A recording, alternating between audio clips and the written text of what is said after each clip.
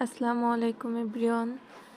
আজকে আমি মূলত আমার মুরগিদের খাওয়ার জন্য কিছু সবজি নিয়ে এসেছি বাইরে থেকে। আমি আর আমার ছেলে মিলে এখন সেগুলো কাটাকাটি করতেছি। হাঁস মুরগির স্বাস্থ্যের জন্য শাকসবজি অত্যন্ত গুরুত্বপূর্ণ।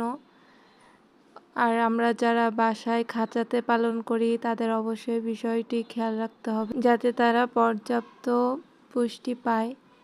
এই যে এখন আমরা আমাদের মুরগির খাঁচার দিকে যাচ্ছি। মূলত আমরা বেলকুনিতে আমাদের মুরগি পালন করে থাকি। এই যে আমার ছেলে খুব যত্ন সহকারে মুরগিদের খাবার দিচ্ছে। আমি মূলত তাকে শেখানোর জন্য এগুলা করি যাতে সেও বুঝে মুরগির যত্ন কিভাবে করতে হয়। সেও খুব যত্ন সহকারে কাজগুলা করে, সেও আনন্দ পায়। তার আনন্দ দেখলে আমারও অনেক ভালো লাগে।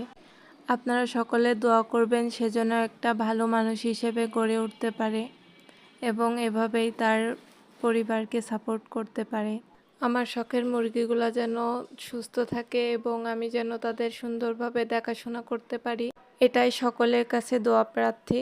সকলে আমার জন্য দোয়া করবেন এবং আমার খামারের জন্য দোয়া করবেন। আল্লাহ হাফেজ।